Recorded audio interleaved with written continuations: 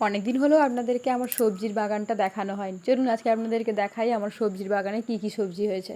প্রথমেই দেখালাম শশা হয়েছে, এর আগেও একটা শশা হয়েছিল, এর থেকে একটুখানি বড় ছিল সাইজে, ওটার টেস্টও বেশ ভালোই ছিল। এরপর দেখালাম উচ্ছে গাছ, উচ্ছে গাছে প্রায় 5-6টা মতো উচ্ছে ধরেছে। আর এটা হচ্ছে ঝিঙে গাছ, ঝিঙে গাছে বেশ অনেকগুলো ঝিঙে হয়েছে। যবে থেকে ঘরের সামনে এই সবজির গাছগুলো লাগিয়েছি তবে থেকে স্কুল থেকে ফেরার পর প্রথমে ঘরের মধ্যে না ঢুকে প্রথমেই আসি এই সবজি বাগানটাতে, কোন গাছে কতগুলো সবজি হয়েছে সেটা গুনতে শুরু করি। আর জানেন এখন না স্কুলে গেলে প্রতিদিন আমি আমার কলিগদের আমার এই সবজি বাগানের গল্প শুনিয়ে শুনিয়ে ওদের আমি কান ঝালাপালা করে দিই। আমার এই সবজির বাগানের গল্প শুনতে আমার কলিগদের কতখানি ভালো লাগে সেটা আমার জানা নেই, কিন্তু আমার না খুবই ভালো লাগে আমার এই সবজি বাগানের গল্প শোনাতে। তবে সবসময় মনের মধ্যে একটা ভয় কাজ করে, এখানে না প্রচণ্ড বানরের উৎপাত, একবার বানরের আক্রমণ হলে আমার এই শখের বাগানটার আর কিছুই থাকবে না। এদিকে আপনাদেরকে তো বলাই হয়নি, আমাদের জলের লাইনটা রেডি হয়ে গেছে, আর এই টুলটা কিনেছি যাতে করে ঈশা আমাদের কোমরটাকে ইউজ করতে পারে।